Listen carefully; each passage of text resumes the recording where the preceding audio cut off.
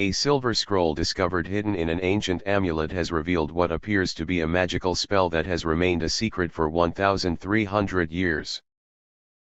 The mysterious inscription is thought to have been made by a Jewish sorcerer living in the Muslim town of Jerash in Jordan in around 750 AD.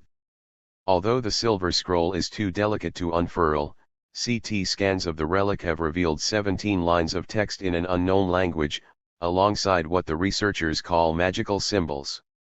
The outside lead casing was cracked and corroded, but experts managed to extract the fragile rolled silver scroll from inside it. It was common in antiquity for spells to be written on thin sheets of metal such as lead, silver, and gold. What does the inscription say? A total of 17 lines of text were revealed using CT scans. The first line is said to consist of magical spells written in a form of Greek, while the text is written in an indecipherable form of Arabic. According to the researchers, ancient magicians were known to have made up languages, and as many people couldn't read or write, they could get away with creating nonsensical messages. The text also contains signs which clearly are not Arabic or imitate Arabic letters.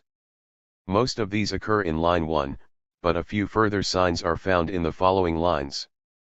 Leading researcher Dr. Rubina Raja explained, "We've sent it out to the world's leading philologists, and all came to the conclusion they can't read it, it must be Pseudo-Arabic.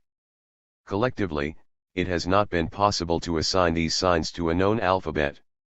Since we presume the artifact is an amulet, and since the main text seems to be in pseudo-script, it is reasonable to view the signs as magical. The tradition of spell scrolls.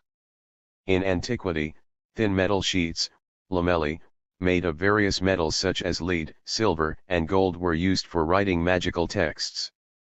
This practice was an established way in which uncertainties of daily life were dealt with, including cases of illness, unrequited love, and as protection against the evil eye.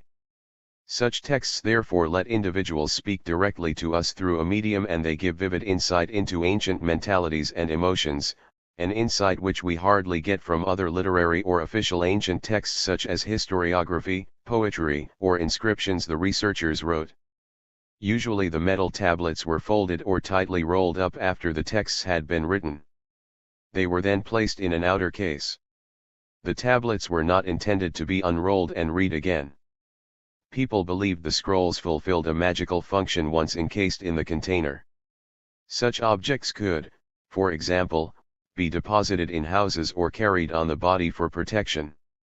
Due to the fragility of the thin material, it is often difficult or impossible to unroll and decipher the sheets without destroying them, and numerous specimens are kept in museum storages around the world. But the new technique combining CT scanning and computer models could mean many more of them will give up their secrets. X-rays unlock secrets of Roman scrolls. In January, Cinetists succeeded in reading parts of an ancient scroll that was buried and blacked when Mount Vesuvius erupted almost 2,000 years ago.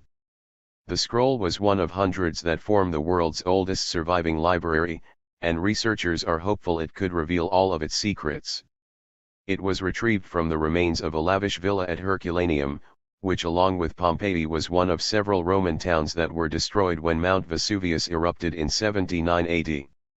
Some of the texts from what is called the Villa of the Papyri have been deciphered since they were discovered in the 1750s. But many more remain a mystery to science because they were so badly damaged that unrolling the papyrus they were written on would have destroyed them completely.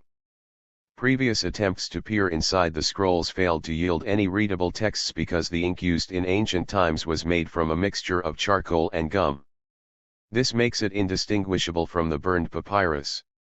Mosella and his colleagues decided to try a method called X-ray phase contrast tomography that had previously been used to examine fossils without damaging them. Phase contrast tomography takes advantage of subtle differences in the way radiation such as X-rays passes through different substances, in this case papyrus and ink.